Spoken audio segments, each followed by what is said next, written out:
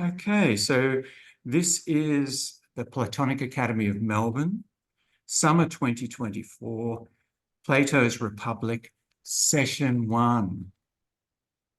What is justice? So welcome again, everyone, to our first session on the Republic. Does everyone have the book? Okay, what have you got? Who's translated that one? Alan Bloom. Okay, I don't know that translation. But he's a famous author, isn't he, Alan Bloom? It was the one that I bought for doing a course with Martin. Right, okay. His recommendation. Okay, so that's the Alan Bloom translation. And what have you got there, Joe? Yeah. Yeah. My original copy from Fantastic. Yeah. So is there a new introduction or anything? I don't know what has been added to it with a new introduction by Melissa Lane, which you may or may not want to read. I don't know. I can't remember it. Bernie? Yes? Bernie? Alan here. I've just recently been to that short course by Martin Black that he did on Plato, and he was using the Alan Bloom translation. Right. And I found it very difficult. The one I've got is by Robin Waterfield. I don't know if you're familiar with that. I think I am. Yeah, is it an earlier Penguin? What else have I got? Yeah, I do remember that, but I'm not sure where I've seen it.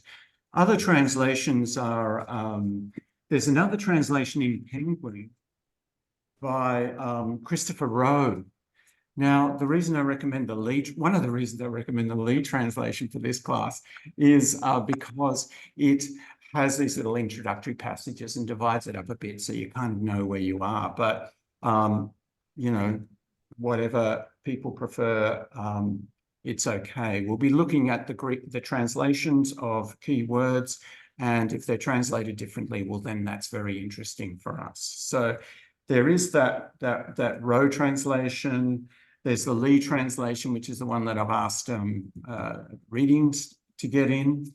There is, of course, if you want to have a look at the Greek while you're reading, there are the Loeb editions. So the Republic comes in two of these Loeb editions where you've got the Greek on one side and the English on the other.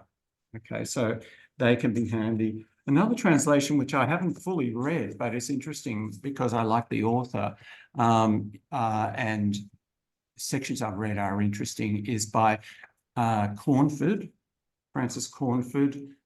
He's a great commentator on Plato, and unfortunately, I think this one of the disadvantages with older editions is they don't make a big fuss about the standard pagination down the side of the page. So it is a little bit hard to identify exact passages. But anyway, so there might be a newer edition of Cornford. I'm not sure. The last edition of the Lead that you've got, is it? When was that? Yeah, when did it? Yeah, when did it get the new introduction? Let me have a look at that. Would it just be the introduction that's new? Oh, I'm pretty sure. Yeah, I'm pretty sure. So 74 is the last one. First published In 55. First published in 55. Yeah. And is it just a second edition? 2007, it got the new introduction. So it is quite an old translation. And so I'm not claiming that it's the best, but it's perhaps, I think it's kind of easily accessible and reasonably cheap and so on. But, you know, we can talk about that more. Of course, there is the online version translated by David Curran, who's a member of the philosophy school, which Effie's also a member of, School of Philosophy. And he's done a great translation for free online. So that's another one to look at. I think I've put them all on the resources page, or some of them on the resources page, or the course outline. So you can have a look there. All right. So maybe we'll just start off now by introducing ourselves. I know why I'm interested in the Republic, but I'm curious to see why you guys are interested, why you've come along, because it's kind of a major project. Set aside some time to read through and study this text. So let's start in the room. I'm going to get Tim to start, but I noticed Tim's not on camera. It's just no good. So off you go, Tim. Is Tim on camera now? Can you see? Yes. Am I on camera? Well, you might just be. No. No, Sorry. back. You go. I'm Tim. Hi, Alan. I was on the course with Martin and you a few weeks ago. I'm wanting to do it because I have an opportunity time-wise to do it now, and it's such a sort of fundamental book that I felt pretty bound to just give it a go. And I've read lots of bits and pieces of it, quotes from here and quotes from there, but never actually gone start to finish. And that's what I would love to do, to understand it through the whole. Thanks, Tim. So, Joe, why are you interested? Well, like my book says, I read this in 1987 for uni, but I'd like to read it as an adult, having had more ideas put into my head. Yeah, good, good. And it's kind of hard to engage with, I think, When on you're your 17. Oh, Well, yeah, when you're sorry. 17 you're as well, 17, and yeah. So, sorry, did you study it in the course? I studied at uni. Yeah, okay. Political Man, it was called. Yeah, At Deakin. right. Deakin. And was it an intense study or was it I don't just- remember. I was pretty much, drunk or high the whole time. So I hope people didn't do that. so Yeah, I understand. Well, Yeah, when you're that age, different time. that's right. Okay. So, Eleni. Yeah, I did this back Hmm? in April, so this is a refresher for me. And then hopefully go into the Republic too, which I haven't done. You're 17 and 87. Okay, hang on a sec, Eleni. Sorry, I was distracted there. Can everyone who's online just go on mute while we're doing this, perhaps, and until you're speaking? I'm not sure, but there's a bit of sound coming through. I'm not sure where it's coming from. Thanks very much. Okay. Sorry, did you say this the second time you've done it? Yeah, Yeah, that's right. so it's Yeah. a refresher for me, get Yeah. my brain working again. I really enjoyed that class myself. It was one of the best, most memorable classes for me. The group was really good, Mm. and the whole journey was really good, Mhm. and that's why I'm so glad to be doing it again. Yeah. So that's great. All right. So, what about Effie, and then Alan, and then Karen, if Karen's with us? Okay, Effie. yeah, well, for starters, Karen has sent a chat message, which is, "Hi, Bernie and class, lovely to be here. Sorry I'm off camera, but listening intently." And exclamation mark. So she's there with us, but she can't connect. I did the course in April as well, and it was one of the best experiences. There's so much in this book that, taking the time to follow the journey as Plato had it, rather than going forward, back, or taking pieces and adding it. It's a really beautiful journey. I learned so much, and the main thing for me was being able to see the whole book in different ways. Like sometimes it's historical, sometimes it is philosophy, sometimes it is psychology, sometimes it's politics. Even one line can be interpreted in different ways. So it's good to take the time with the book. And I'm glad to have all you guys. I've been in classes with most of you, I think, except maybe Karen. I can't remember. So yeah, it's exciting. It's good. Thanks, Effie. Okay, so Alan, who I called Janet earlier, I'm sorry about that. Yes, that's right. I'm No, used to it, he- Bernie. I'm People used to might it. know that Alan's calling in from London, which he has done before, and for Martin's course, I think, as well. Yes. So That's Alan. right. Yeah. Yes, I came to your course on what was the Last Days of Socrates. Yeah, the introduction. Yeah. Yeah, it's right. Well, I came across the Republic first when I did philosophy at university quite a few years ago. As I think, looking around the room, I'm far and away the oldest person here. But I've had an abiding interest in philosophy, but lost touch with classical philosophy. and have only come back to it recently through the classes there in Australia. And I must say, it's been a great pleasure.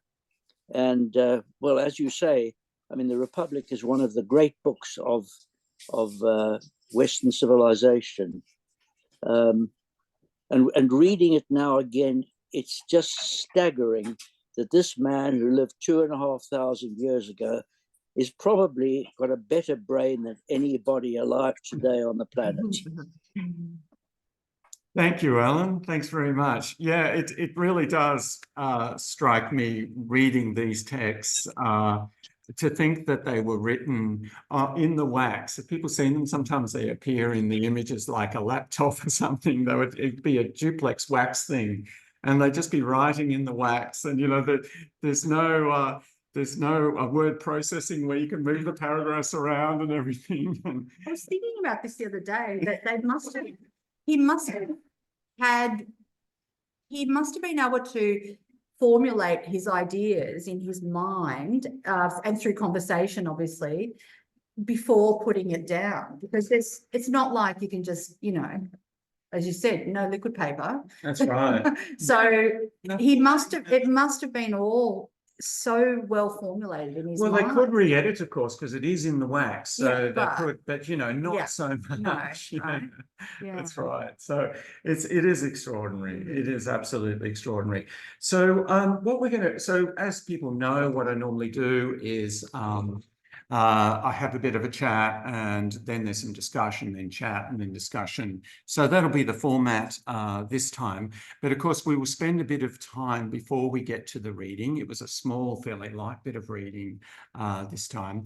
I'll give a bit of an introduction to the text, its context in Plato's work and so forth. And hopefully I'll be able to share a screen that you guys will be able to see as well. Okay, so the title is Republic. Politia, polis is the word for city-state that was used in ancient Greek. And we should note right at the start that it's not just about government, right?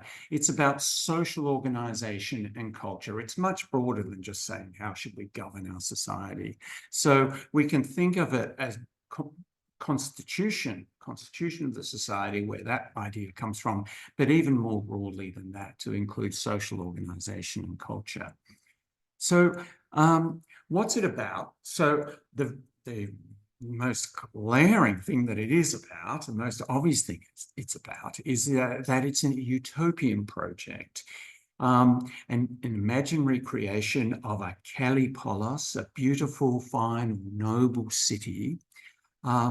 And it was the first utopia. So it's the first utopia that we know about, where someone might say, well, okay, let's try and imagine what a good society would be like. And an interesting aside there is that the word utopia was actually coined by an avid Greek scholar, Thomas More. People might know Thomas More, especially if they were brought up Catholic, because he's a Catholic martyr. But he wrote a book called Utopia, which basically translates as nowhere land, like an impossible place. And that will be an interesting thing for us to consider too, about Plato, whether he considered his republic to be possible or not. There's interesting hints about that in the text. So yeah, so Thomas More translated a lot of Greek and collaborated with Erasmus and wrote this book. Another quite famous, although not so well known now, utopia came a bit later with Francis Bacon. People might know that Francis Bacon was kind of like the godfather, oh, that word doesn't come across very well now, does it? The patron saint, if you like, of the Royal Society of London.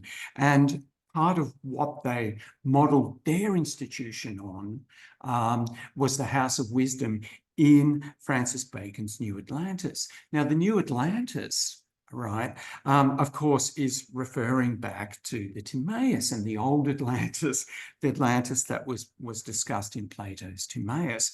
But actually, Francis Bacon's New Atlantis draws a lot on the Republic as well, especially the importance of the philosophical education and science and so on.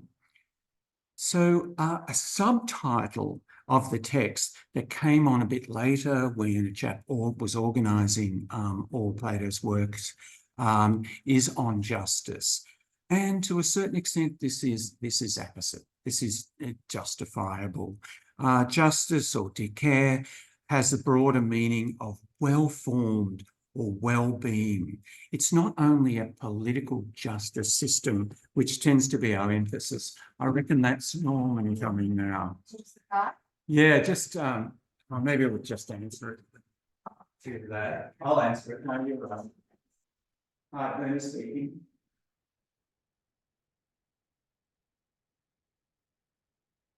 Yes. Okay, we're coming down to open it now.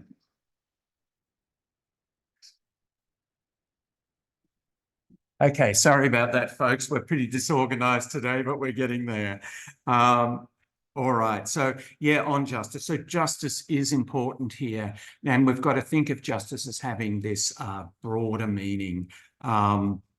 And we can, we can think about it in terms of personal justice, personal well-being, being well balanced and harmonious. So the connection between personal justice and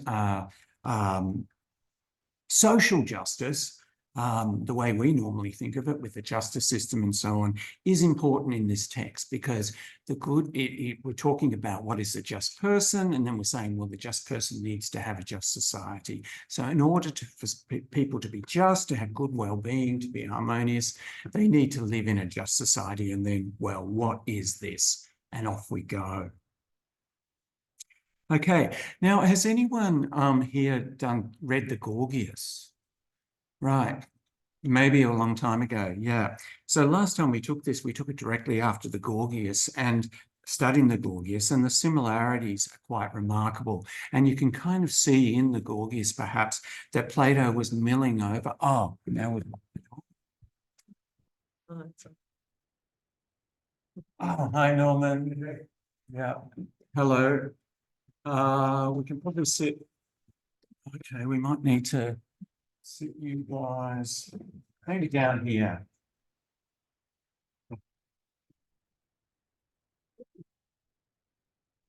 Okay, maybe not on the screen. We haven't even got the big screen working, unfortunately. Oh, okay. So we're just kind of making do. All right. Now, well, maybe we'll introduce you guys later in the break. So just grab a seat. We're just introducing the Republic fairly broadly before we get to the actual reading. So if you guys want to come forward here.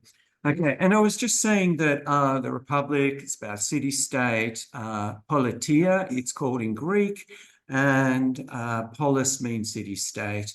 And then there's this subtitle that then appears that it's on justice. And this is fairly justified because it is a lot about justice. And then I was saying that we've got to realize that the Greek term for justice has this broader meaning. And so you can talk about personal justice, as in being well-balanced, harmonious, and therefore hopefully happy. And so the connection between, actually in the Republic, between that kind of personal justice and social justice is really important, because Plato will say that you can't have people can't be just, well-balanced, have a good life if they don't live in a good society. So that's why we're getting interested in the good society. Yeah, okay. So, yeah, and so there is this, last time we were talking about the comparisons with the Gorgias, and one of the things is this connection between the individual and society. So the Gorgias dialogue was written a bit earlier than the Republic, and so you can see this interest in the good for society related to virtue or arete. And we'll have a bit of a look at the key Greek words in a moment. The other strong connection is what we'll come to next week, is when we get this extraordinary intervention by Thrasymachus, where he attacks Socrates, sorry, with quite violent language. And there we immediately get this conflict between whether the good life for the individual is also good for society. But also, and then you get the complexity to this. Well, if it is, Socrates says it is, but Thrasymachus and Callicles in the Gorgias say it's not. And so if you want to go for the good life as an individual, you've got to break all the moral rules of society and so on. And people see a very strong connection with this view to some of the things that Nietzsche wrote.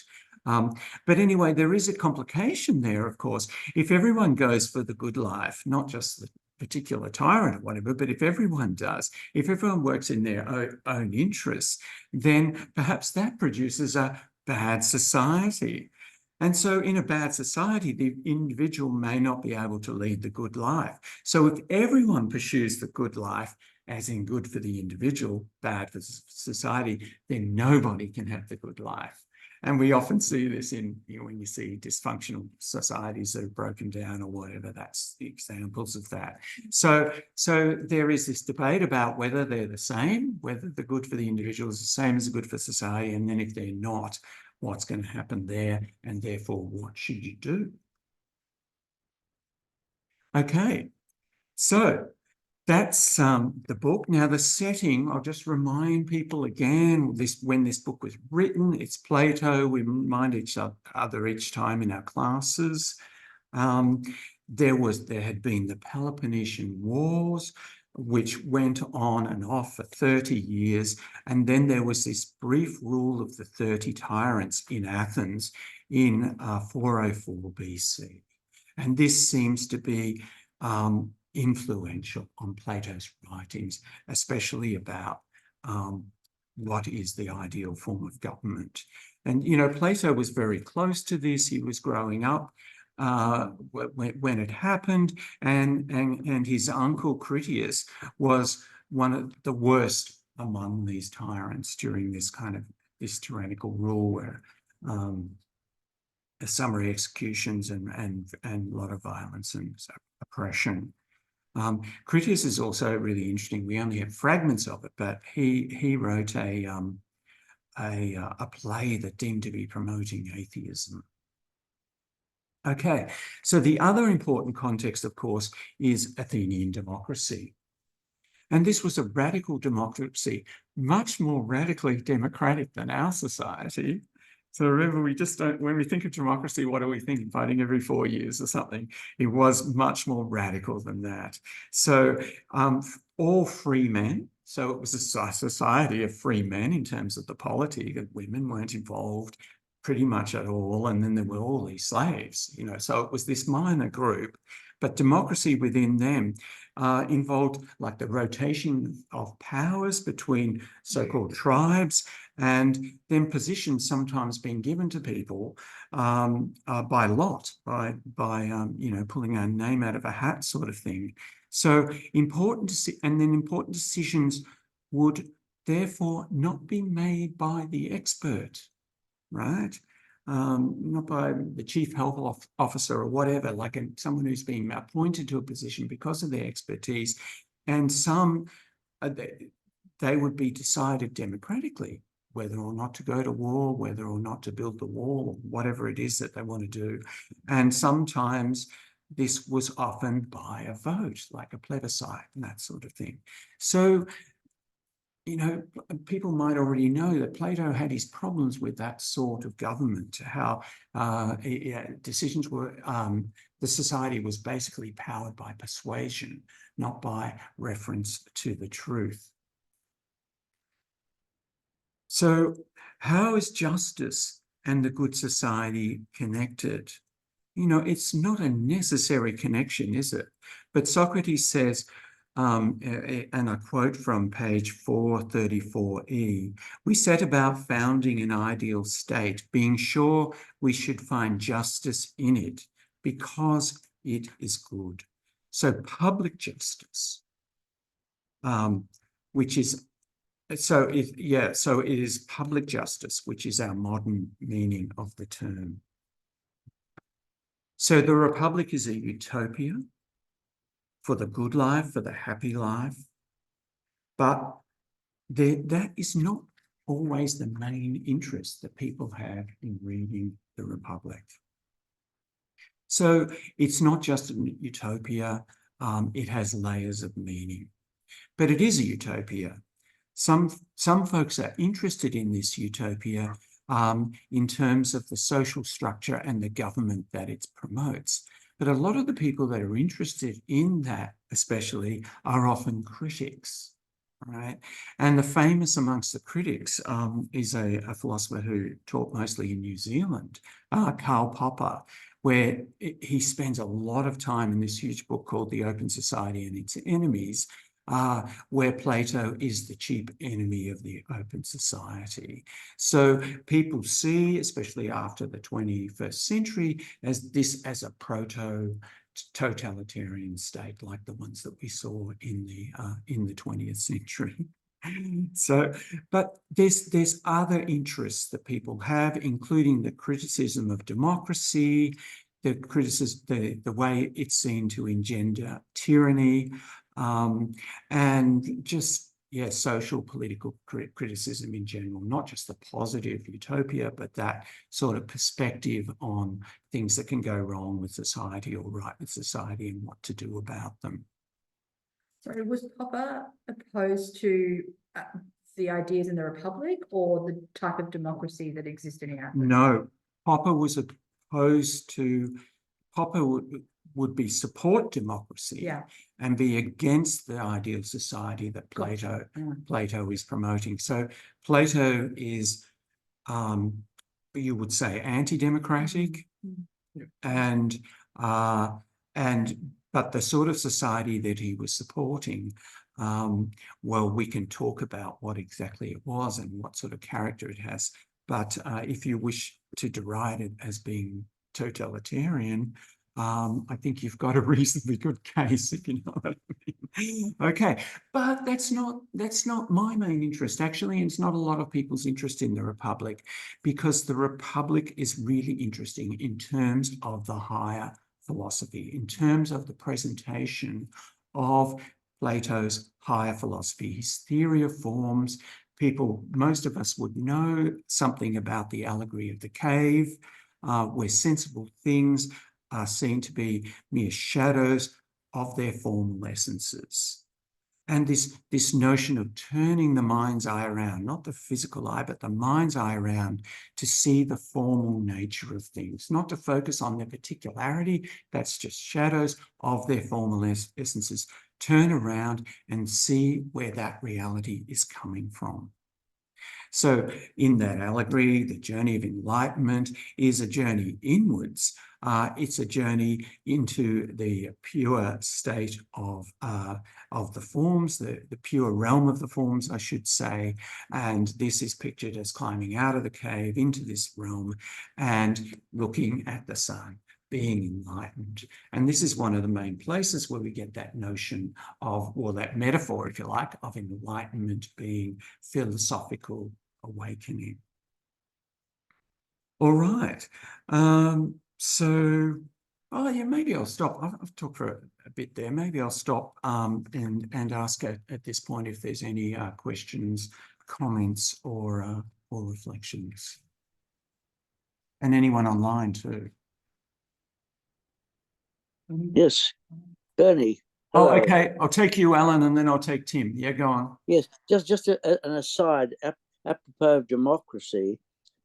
I thought we all know what Churchill said about democracy, I assume. He said it's the worst possible system except for all the others. Yes, that's right. It's a nice one. And another quote I like is H.L. Mencken. I don't know if you are familiar with the American satirist. He said, the common people want to have democracy and it should be given to them good and hard. Good and hard. Okay. Thanks for that, Alan. That's great. Okay, Tim. Just in terms of the setting and the background of this, if I remember vaguely that Socrates had fought in the Peloponnesian War. Is that right? Yeah, finally fought in one of the earlier battles between Athens and Sparta and their allies. Oh, okay, right. Oh, yes, sorry. Back in the Yes, yeah, 40s sometime, I think. yeah. Okay. And there is something Spartan about the way Plato likes to propose his society. Do you think there's any connection between the Spartan way of living and what he's putting forward in this book? Yes, yes, and that is yeah, that has often been pointed out. So, and we will certainly come to that. It's very interesting that it is. He did seem to support that there needed to be this rigidity in society, and so the guardians, how we call them, lived in barracks, like the organizations of the men's quarters in Sparta. So yeah, thanks, Tim. We'll certainly come to that. Yeah. Anyone else? You know, I'm starting to realize as I grow up a little bit that politics is never, there's no good or bad, and there's always grey. And good or bad is labelled by the victor that see themselves as good, and the other side is bad. So I'm thinking about these tyrants. Who labelled them as tyrants? You know, like, did Plato think they were tyrants? Or did he Well, not think they were tyrants? Well, that's interesting because you know, it's like sophist as well. The word tyrant as being an absolute pejorative for us, I guess. You're behaving like a tyrant. I'm not saying any good things about you. Is partially due to Plato's attitude to tyranny. It wasn't necessarily the common view at the time. It was a form of government. Do you want to say something about that, Norman? Yeah. I think etymologically, nobody quite knows where it comes from. It seems to be an Eastern derived word.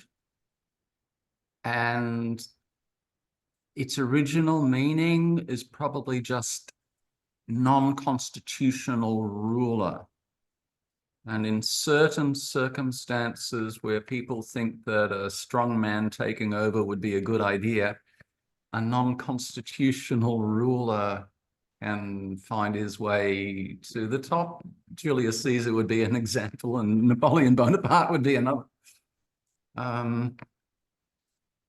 Later, it became used pejoratively the same way that the word dictator is used pejoratively after, like, the Second World War. Dictator meaning something not that different, non-constitutional ruler. Okay. Absolute ruler. Thank you. All right. Now, how am I going to do this? I hope this works, guys.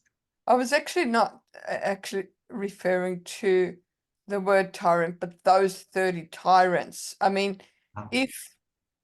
and it's just this idea that I have that everything is grey, and the victor actually calls the other side a tyrant, but the other side might see the victor as a tyrant. Like, when were these 30 labelled as tyrants? When did everyone turn against them? So you're saying, is it possible they weren't tyrants at all? Yeah. Or actually quite democratic, but they Well, I'm not saying that they're democratic. or something. Yeah. Yeah. I mean, they're obviously labelled as tyrants, 30 tyrants at some stage, but you know, when did that happen? And did Plato, more importantly, did Plato think of them as tyrants, or did he not think of them as, you know, our understanding of tyrants now? Do you want to say something about that, Norman, just quickly before we move on? In his apology, the Apology of Socrates, Plato's Apology of Socrates, that is, Socrates mentions that he argued with and was in danger of, you know, being killed by both democratic governments and oligarchic governments, and including the oligarchic government of the 30. He had a high position in the in the legal system, and he wouldn't go along with what he says was their way of enrolling everybody in their judicial murders. He refused that, just as he, under a democratic government, refused to go along with the condemnation of the admirals who had won the sea battle. It's another long story. I don't think, certainly Socrates wasn't a great fan of the 30. Let's keep that question hanging. I think it's a good question to ask, because yeah, we do tend to load our own judgments on these terms, on these assessments, and of course Plato did as well, and Plato's judgments have influenced our judgments, so it's a complex thing. Now, can folks online see a small image of my Yes. slides? Oh, good, thanks. Right. Yes, can see it, thank you. Oh, good, okay, so maybe I can make a slideshow. Ah, I know what it's doing. It's there we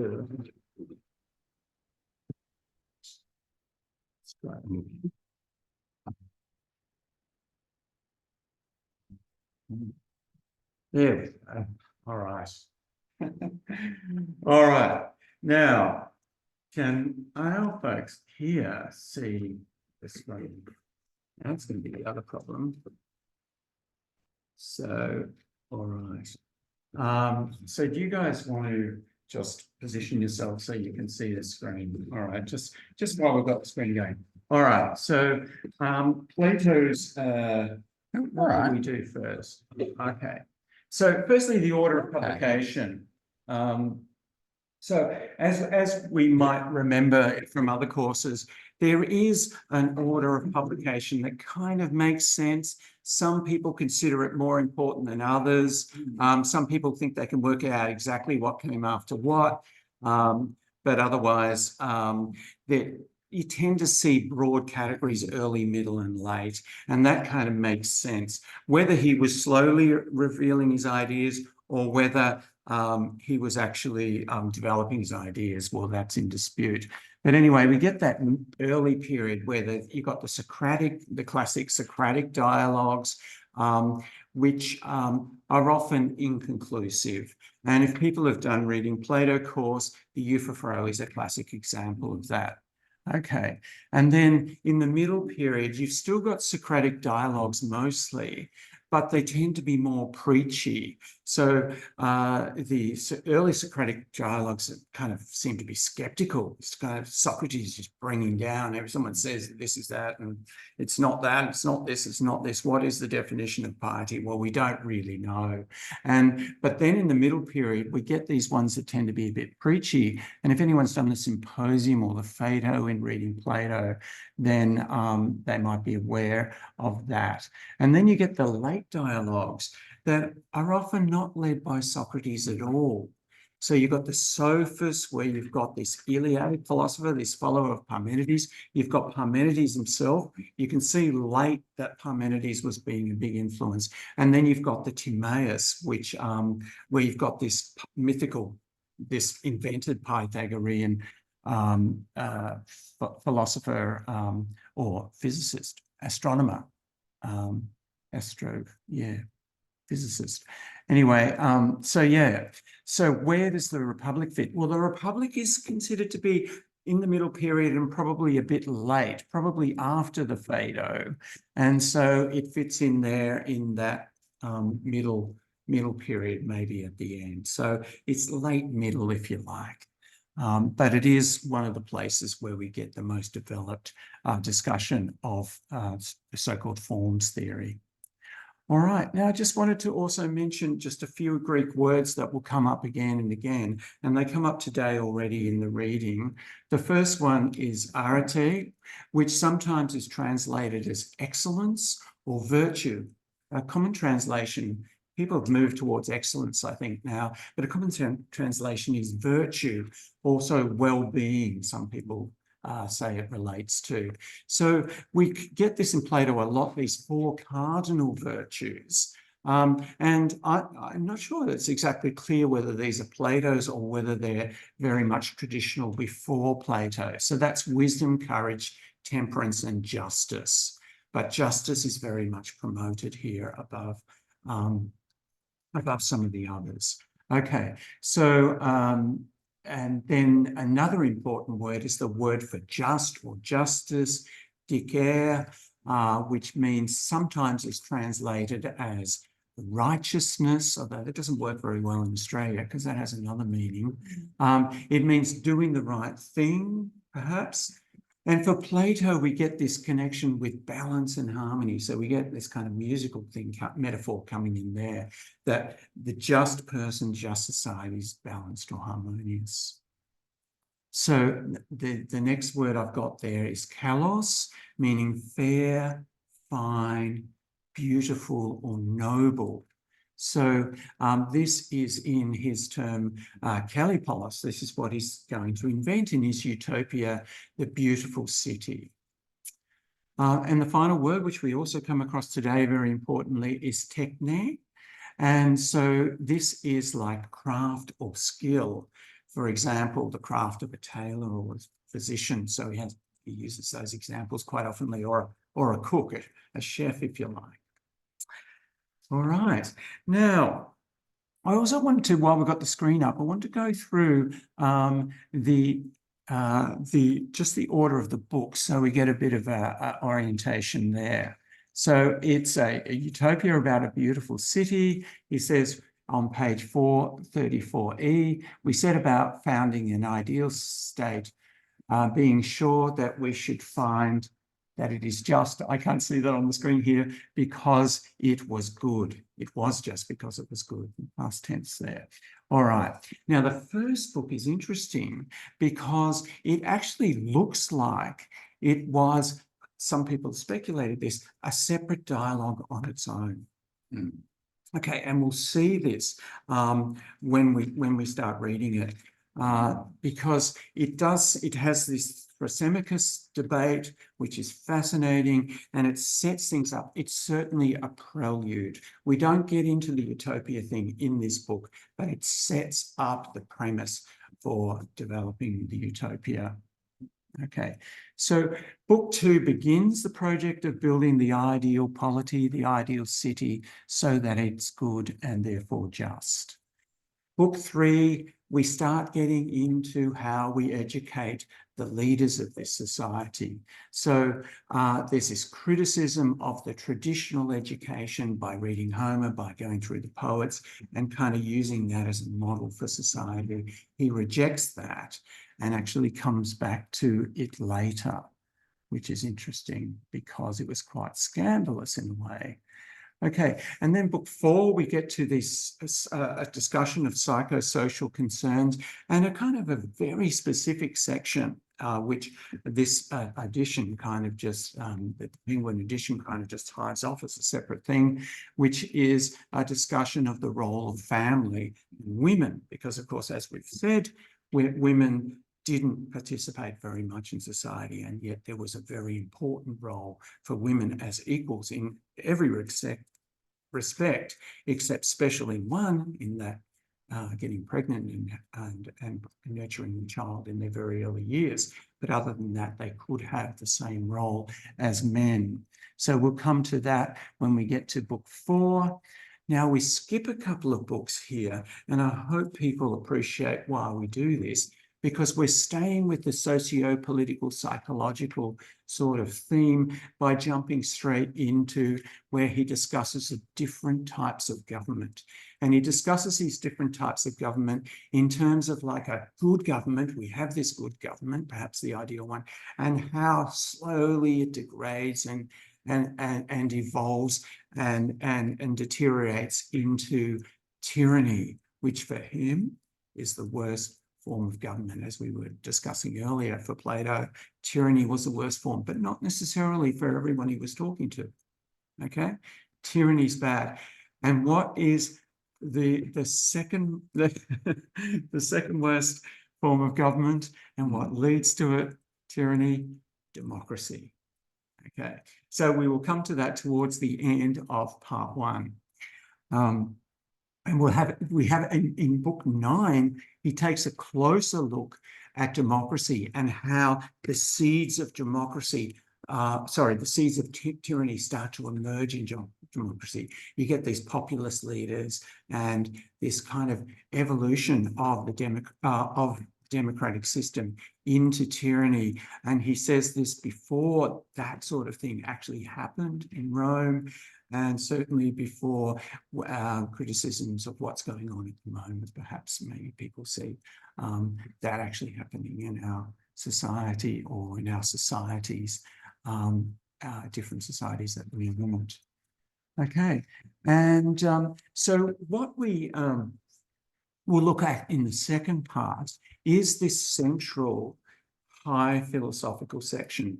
So this is kind of this early part. It's kind of good to do that first, to get used to reading Plato, to get used to what his ideas and whatever, in preparation for this quite difficult high philosophy, which we'll be looking at in part 2. So we've got the allegorical section, where the light to the senses is the metaphor for the mind and the forms and the form of forms. So this light analogy, the allegory of the cave, and the education system that is developed, which involves mathematical education and dialectics. So we'll go through all that stuff in part 2, and part 2 we will finish with the appendix, which again discusses representational art, and then the immortality of the soul, and a couple of myths. So that was another thing I mentioned, that the Republic is also read for. These myths at the end, the myth of and the spindle of necessity, have been very powerful and influential in our tradition, on our religion, especially. So that's the book laid out there. That's what we're in the black is what we will be reading in this first 6 weeks. All right. So, yeah, okay. So any questions on that before we go on? And hopefully I'll get you guys back. Janet, you might want to just turn your mute. Oh, sorry, Alan, you might just want to turn your mute on unless you're going to speak. Because I'm awake, Bernie.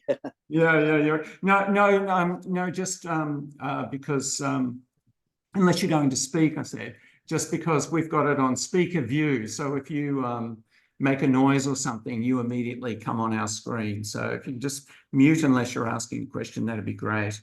And yes, could I say something right now? Yeah, right. I mean, as you pointed out, a lot of people seem to say that the Republic is mainly about justice, but I've also seen it written that others consider it's more about morality. Would you say something about that? More about morality. Well, it's about what is the good life for the person, I suppose. I would say, okay. So Plato says in the Phaedo, we're not talking about ordinary sort of morality. We're talking actually about when you become enlightened, therefore you will be good, you will be moral. So I suppose the short answer, and we should read the text first and come back to that question, the short answer would be morality comes through enlightenment, which actually is, interestingly, but taken very differently, what St. Paul says in his letters. Sorry, what? Who says? St. Paul, Paul the Apostle, as he's called, although he wasn't an apostle. And that's what Kant says, doesn't he? Who says that, sorry? Kant. Oh, yes. Well, that morality is... Tell us more. That morality is based on reason. It's based on reason, yeah. Okay, but yeah, okay. So Plato would say we've got to go beyond reason. We'll get to that, Alan. We'll get to that where he says you've got to go beyond being and knowing, if you want to engage with the one, the ultimate one. All right, we're just having some mint tea here to keep us going. Any more questions before we get to the actual dialogue, the reading today? I didn't get your name. My name is Jose. Jose. Yes. Okay. Jose, we can, I'll just introduce you to the group, although we haven't got you on screen. I'm sorry, the mess up. No, that's fine. That's fine. So thanks, Jose. Did you have any questions before we get into the dialogue itself? Yes, about the book. Yeah, about the book. I had a copy of this at home, but there was a booklet with the course that I don't know if we're gonna read it today. Oh, yes, that was you. Okay, yes, I've got a copy there. So you grab that. Thank you. Yes, okay. There you Thank you. go. That's yours. That was, Yeah. So you haven't done any reading yet? That's all right. no, I didn't. Yeah. Well, I read before, but ages ago. Ages ago. Not now. Yeah. Okay. Okay. So I've really just been giving the context here, and the reading you can catch up with. Shouldn't be any problem for today. All right. Anyone else before we get started? Quick question. Yes, Joe. When they are talking, just this is towards the end of our reading today, but the word skill, when they're talking about the word skill Yeah. and how there is a skill of justice, Yeah. what is the word skill actually meaning in that context? So that's the arete. Okay. Oh no, that is sorry. Technique, as in technology. As Yeah. in- Yeah. Thanks, Tim. Yeah. So we'll get to that. Okay. So the setting at the port of Athens, Piraeus, outside Athens, in the house of a wealthy non-citizen, Cephalus and his sons, during a festival to a foreign god. Now, some people have made a bit of this, thinking, you know, this is all outside Athens, non-citizen, foreign god. There seems to be an attempt to separate it from Athens, to separate it from democratic Athens, perhaps. I don't know. Think about that. Socrates leads the discussion with an apparent positive agenda all the way through, pretty much. It's not a skeptical text. The son of Cephalus is Polemachus, who drags Socrates back to his house. Remember that scene? He's going away from the festival and he's dragged back, and he's jokingly threatened with violence, and there's that funny discussion there. So his other son is the historically famous orator Lysias, who we come across especially in the Phaedrus. If anyone remembers the Phaedrus, they're sitting under the tree with Phaedrus. And Phaedrus, the first speech that Phaedrus reads is a speech by Lysias, and he just thinks it's absolutely marvelous. So that's a family connection there. And Lysias is there, but a silent presence. I don't think he says anything at all in the dialogue. So Socrates dominates this discussion, the exposition throughout the entire thing. And after the first two books, the dialogue falls in with two other players, Adeimantus, and who's portrayed as younger, and Glaucon. Now, the readers would have known that these were Plato's brothers. Their role is mostly passive, but they turn the discussion on key points.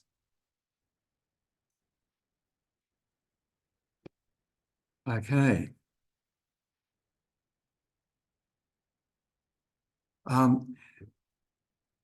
In the first book, Thrasymachus, a sophist, aggressively challenges Socrates' argument and Socrates' style and method of argument. So we've seen this in the Phaedo, in other places where you've got, it's a play, remember, written by Plato. You've got Socrates going on, making these points, and then wham, someone comes in, not only criticize the argument, but Socrates' whole method. So today we consider just the opening discussion on the nature of justice. Socrates is playfully dragged into the house of an old rich patriarch, Cephalus. Cephalus, where Socrates comes to ask him, what's it like to be old? The old man replies, not so bad. But when I get together with other old folks,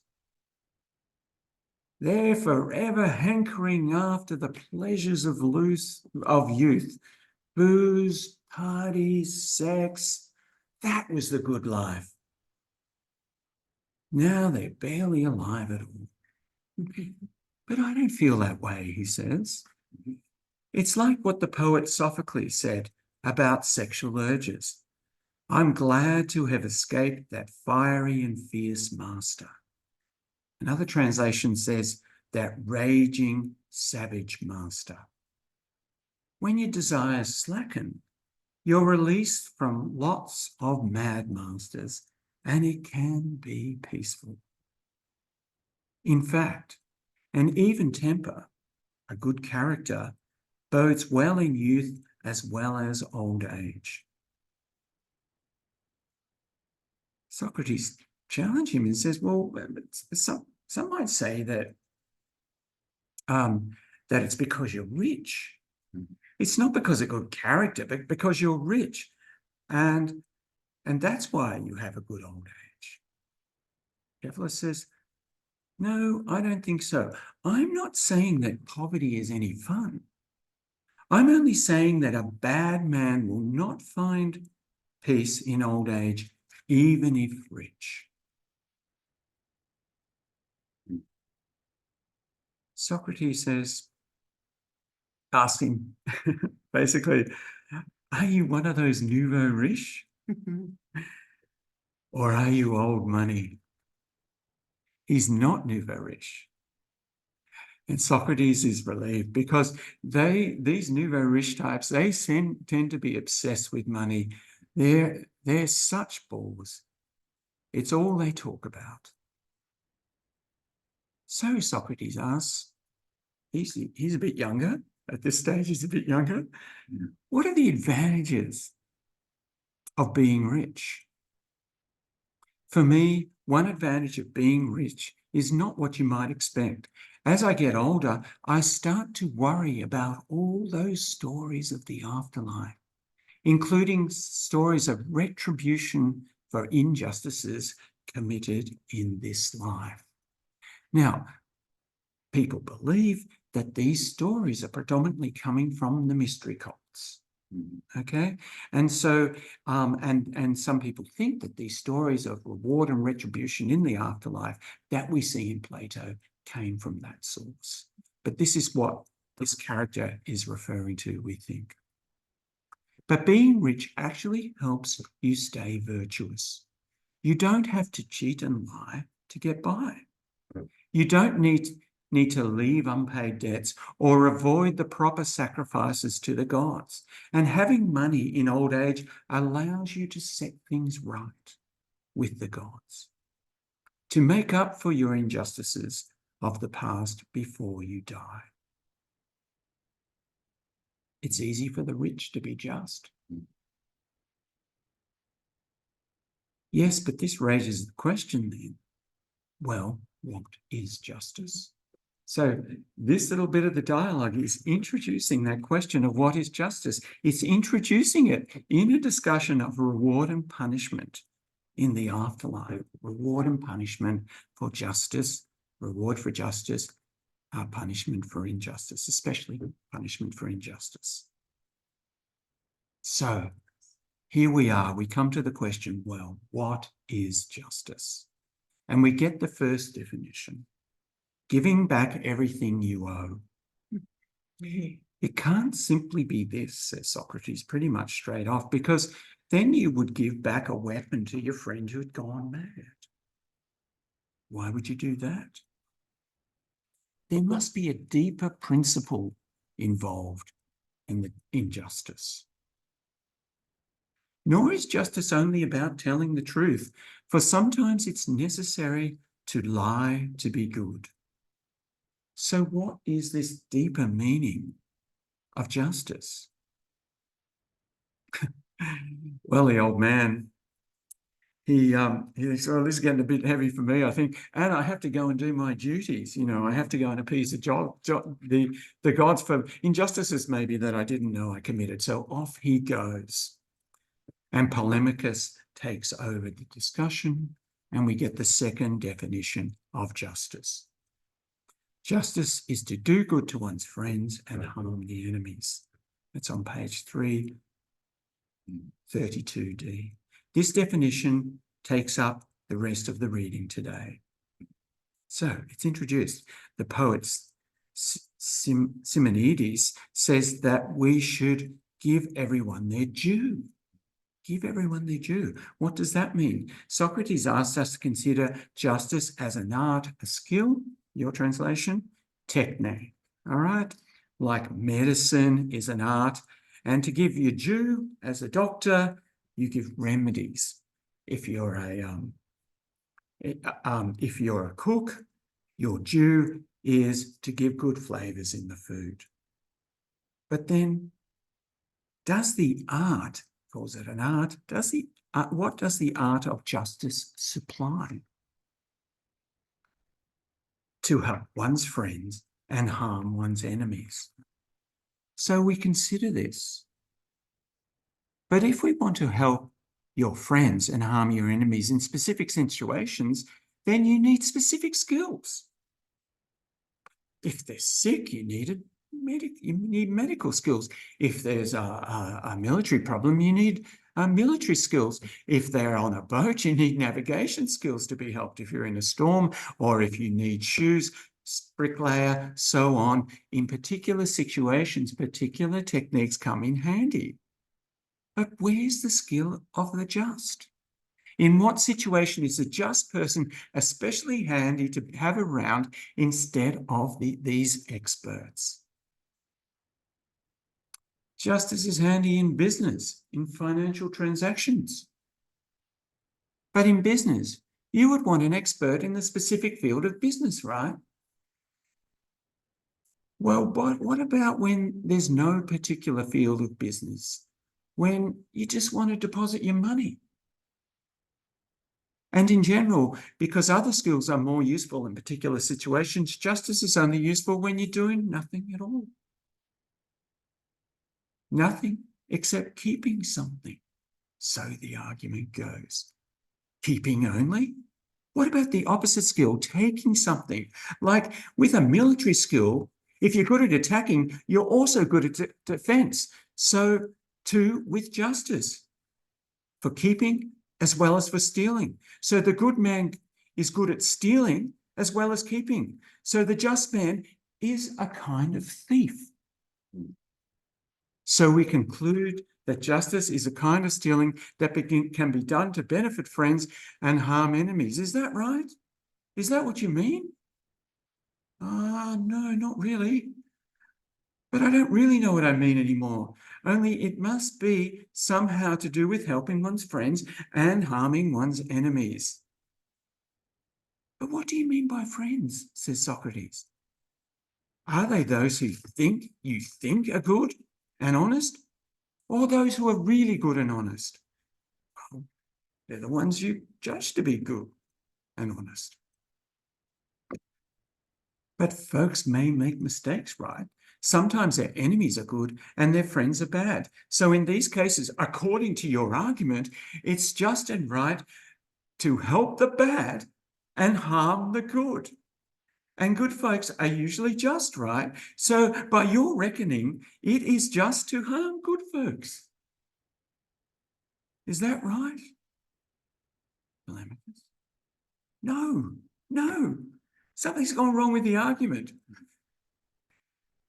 So Socrates lets him off and says, well, let's just back up a bit. We're still saying that it's right to harm wrongdoers and help the just. But the trouble is that one's judgment can be wrong about who are the wrongdoers. All right. Let's change the definition of friends to not only ones who seem to be good, but the ones who are actually good and honest. So it is the truly good person who is the friend and the truly bad who is the enemy. Now, this is where Socrates challenges this social norm that we also found in the Gorgias, but differently. He does this by questioning whether a truly just person would harm anyone. He does this by going back to a comparison with other arts, other technique. So the art of horse training. Would a horse trainer ever harm a horse? If he did, he'd be making the horse worse. And here, Socrates uses the word for virtue, arete. Thus, by harming the horse, the trainer would make it less excellent, less arete, less virtuous. He would never do that. And as with the trainer, so with the just person. So this is how Socrates comes to equate justice with human excellence. Would a just person harm another person, perhaps a good person, by making them less just, less virtuous, less good? To put it another way, would good folks use their goodness to make others bad? Would they use their goodness to make others bad? Of course not. That is completely against its nature. No more would goodness make bad than heat make cold or dry make wet. Good is to make good. The just person is good, and so the just person would never make another bad by harming them.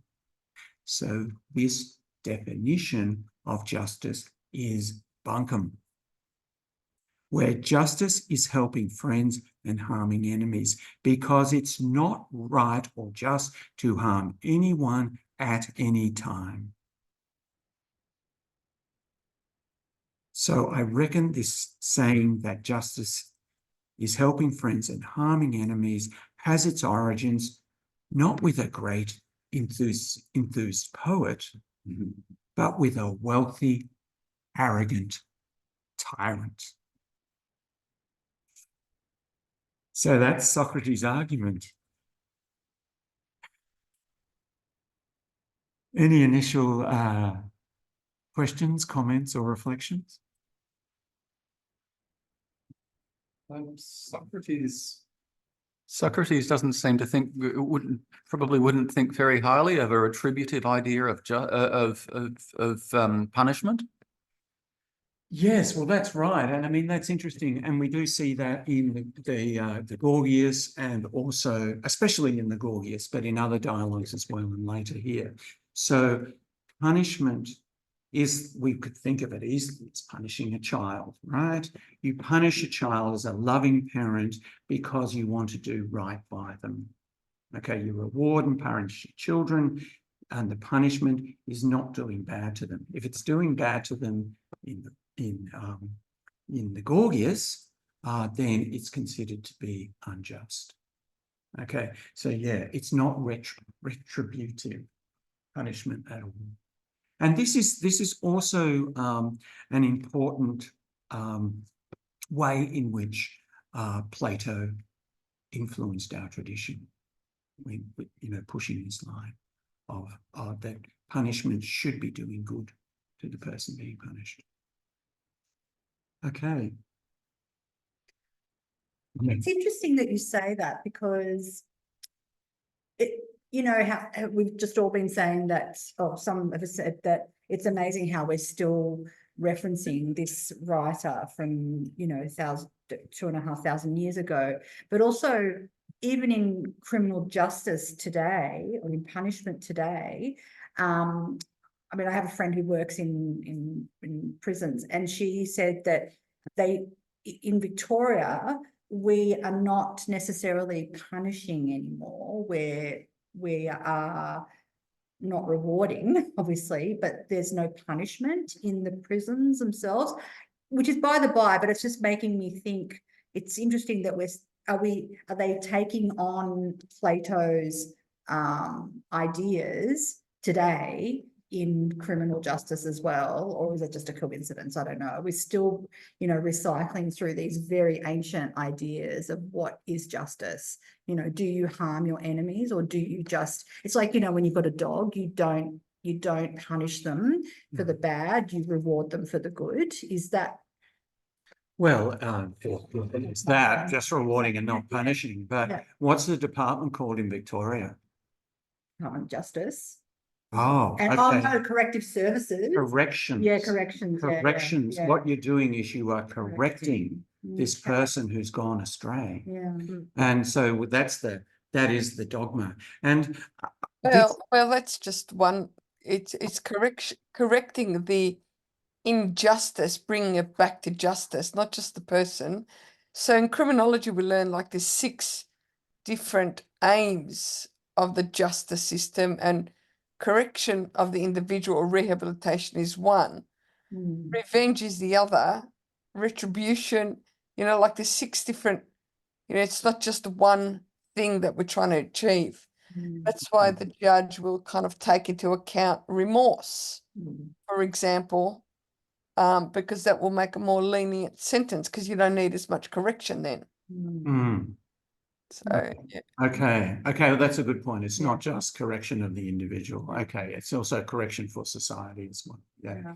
But the only other thing I was just going to say, Effie, before I go on, that there is a whole history of this debate, especially within the utilitarian debate in the 18th and 19th century about what punishment should be about. You've only got to look at the Benthamite institution of Port Arthur, which is still there and still has the chapel where everyone has their blinkers on and only looks at that. So there's a whole development of discussion about that between Plato and the present philosophy. And practice. Of course, philosophy is one thing, but the actual practice in prisons, of course, as we all know, is completely different. Okay. Okay. But it's also interesting that arose for us because, that's what the Republic's about. What's good for the individual is also good for society and vice versa. Yeah. So it's hard to separate it in our mind. Yeah. Because we are one big body in a funny way. Okay, we'll go to the next person who wants to speak, but can I just throw in here now the question, which someone might respond to, is how do we feel about Socrates' argument here? Are we persuaded by it? What do we think about it? What's he doing?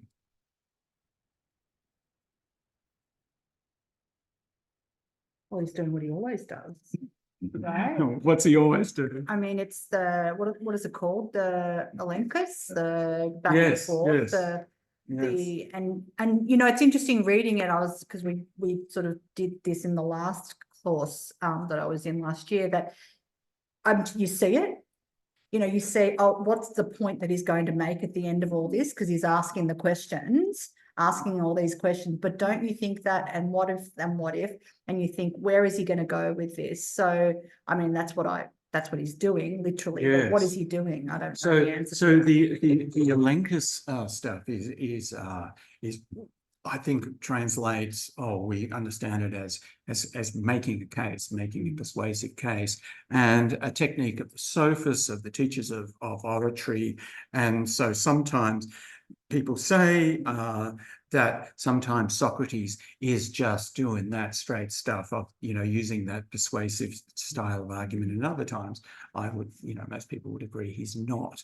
But here he seems to be, doesn't he? Like, keeping, it's the same as taking, like attack and defense. Like the just man is a thief. So being just is being like a thief, is it? He's taking this, he's doing clever moves, as someone else describes, one of the characters advised, he moves by little increments. Actually, they're not little increments, to turn the argument around to be arguing exactly the opposite of what people think they're arguing. Yeah. So playing around with that sort of technique. And as often, at least in the middle dialogues, once he's got hold of an argument, he hangs on like a dog with a bone.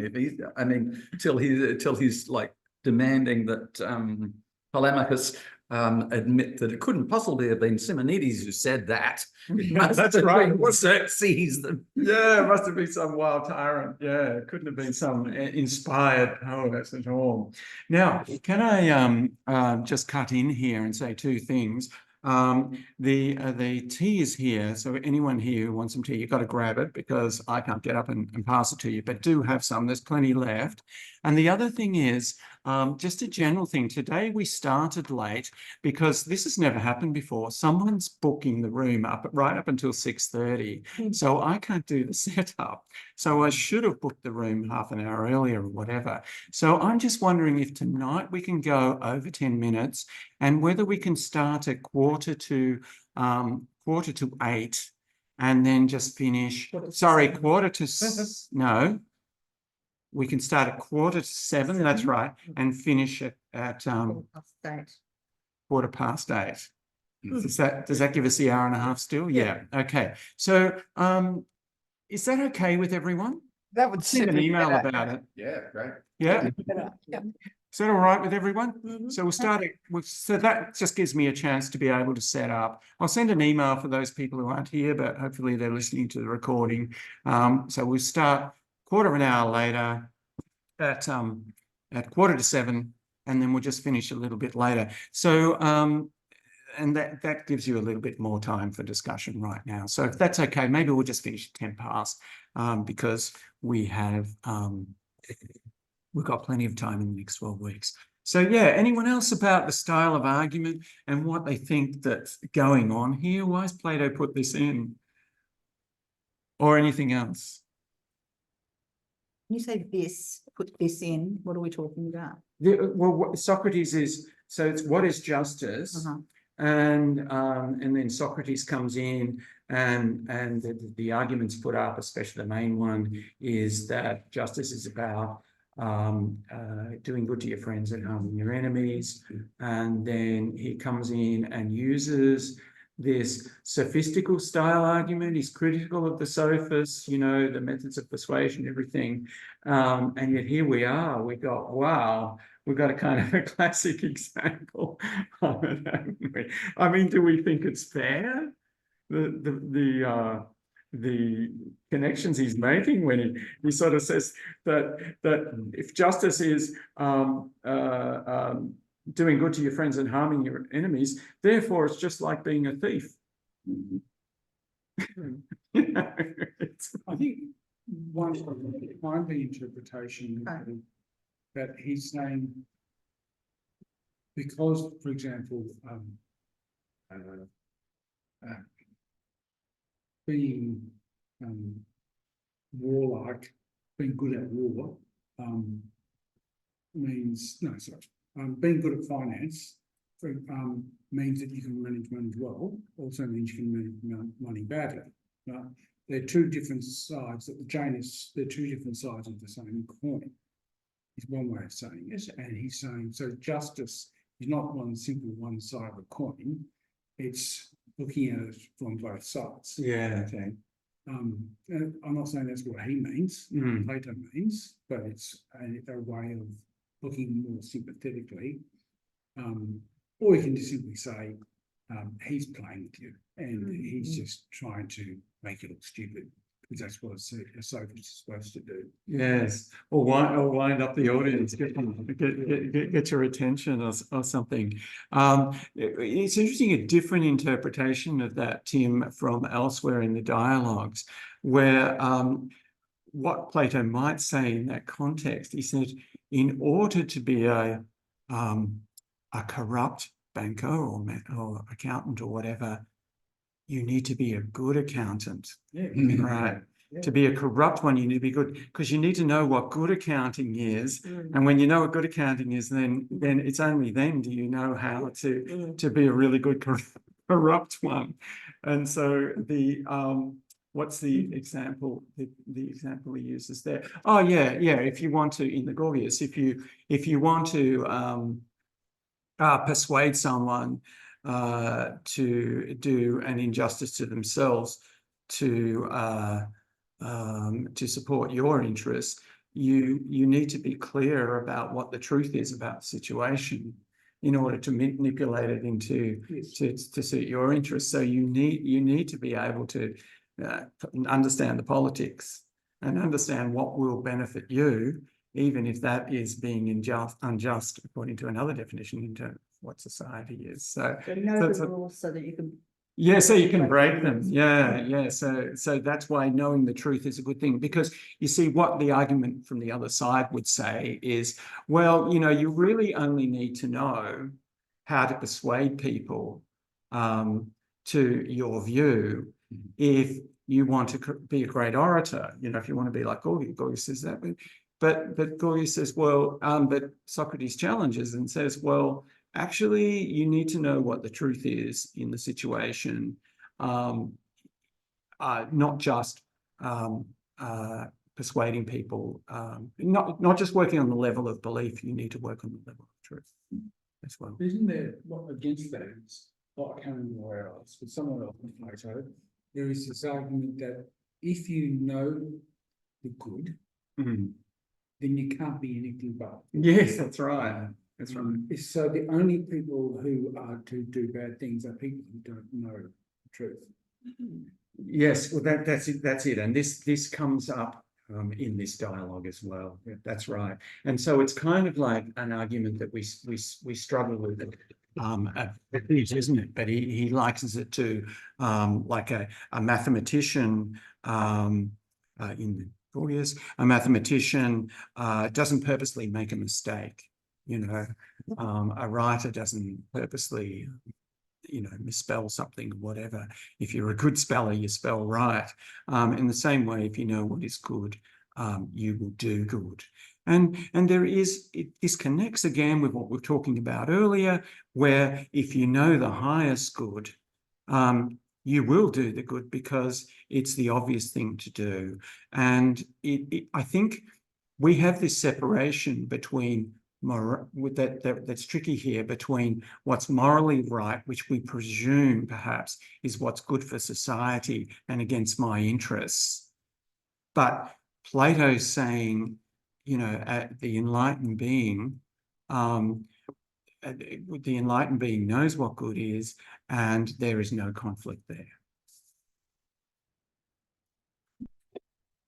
Yeah, I'd like to hear what Plato would have to say now, you know, about that, you know, because, you know, they were looking at a very limited view of what society was, you know, the few hundred people or however many in Athens who were considered, you know, those with a voice, whereas now we see that 8 billion people have a voice. And so that would throw all of that.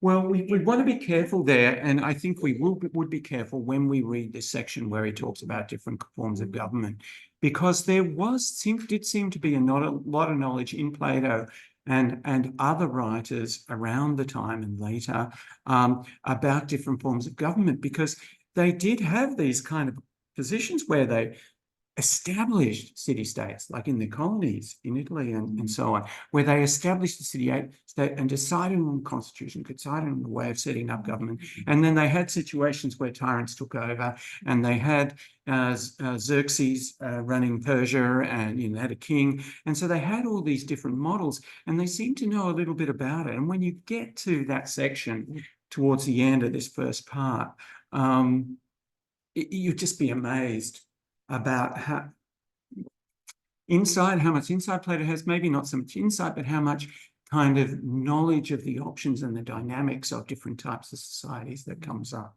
Okay, Norman. Yeah. Can I just throw something in? Essie asked earlier about the 30 tyrants and when they started getting called that. And I think I found it was later. It was later. The first person to use the term 30 tyrants rather than just the 30 was somebody called Polycrates the Sophist, and it's referred to in Aristotle's Rhetoric. And Polycrates the Sophist was a controversialist orator who was born in about 440 BCE. So he's kind of the same generation as Aristotle. So it's quite a bit later. It's a bit later. Okay. Yeah, that's really interesting. So they were Thank just called, you, they were Norman. just, Thank you. so they were just called the 30. Yeah, yeah, it sounds a bit like Florence in the Renaissance. It didn't have that pejorative meaning, that black and white pejorative meaning.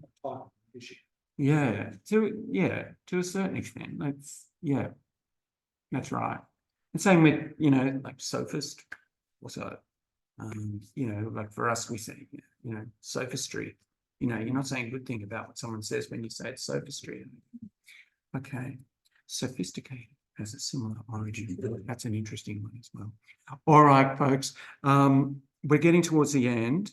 And so we've stopped this discussion here, stopped the reading here basically at the end of Socrates making this argument, which is fairly sophistical.